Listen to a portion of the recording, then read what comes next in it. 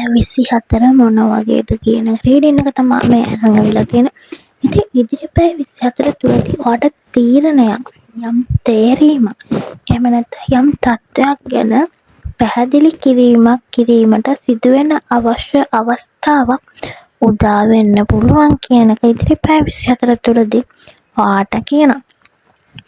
ඒත් ඔයා වටා ඉන්න කෙනෙක් මේ මොහොතේ සම්පූර්ණ සත්‍යයට මුහුණ දීමට තවම සූදානම් නැති බවකුත් රීඩින් එකේ කියන දෙයක්. ඉතින් ඔයාගේ හිතේ තියෙන දෙපැත්තක් අතර ගැටුමක් තියනවා වෙන්නේ නැති මේ කාලයේදී ඉදිරි පැය 24 තුල එහෙම නැති වුණොත් එන්න පුළුවන් කියන දේ මේ රීඩින් එකේ කියනවා.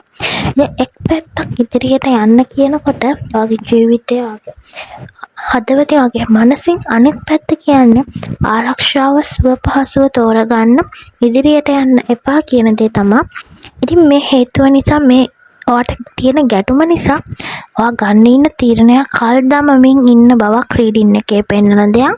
ඉතින් ඉදිරි පැය 24 තුලදී මේ දේවල් වලට සිදු වෙන්න පුළුවන් කියන එක තමයි රීඩින් එකේ කියන්නේ. ඉතින් සම්බන්ධතාව පැත්තෙන් බලනකොට රීඩින් එකේ කියන ඉදිරි පැය 24 තුලදී කෙනෙක් තමන්ගේ හැඟීම් සංගවාගෙන සිටීමක් හෝ දෙදෙනා අතර නොකියූ කතාවක් තිබීමක් සිදුවීමක් සිදුවෙනවා. ඉතින් ඔයාලා සම්බන්ධතාවයක ඉන්න ඔයාට අනිත් කෙනා හෝ ඔයා අතර ඔයාගේ දෙන්නකින් එක්කෙනෙක් අනිත් කෙනාට නොකියන කතාවක් තියෙනවා. එමෙ නැත්නම් එයාගේ තියෙන හැඟීම් හංගගෙන ඉන්න ඔයා හෝ එයා වෙන්න පුළුවන් කියන එක කියන්නේ. හරිද? නිසා පටල ගන්න එපා. ඔයා වෙන්නත් පුළුවන් එයා වෙන්නත් පුළුවන්. ඉතින් ඉදිරි පැය 24 තුලදී එහෙම තමයි කියන්නේ. ඉතින් මේ දේවල් වලට එළි වෙන්න පුළුවන් අවස්ථාවක් තියෙනවා කියලා ඉදිරි පැය 24 තුලදී කියනවා.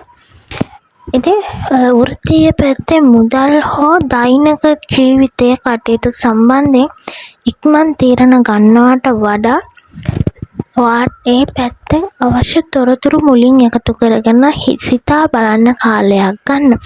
සියලු තොරතුරු නොමැතිව ක්‍රියා කරොත් ඔයාගේ පස්සේ පසුතැවීමක් ඇති වෙන්න පුළුවන්. ඒ නිසා හොඳින් හිතලා බලලා ක්‍රියා කරන්න.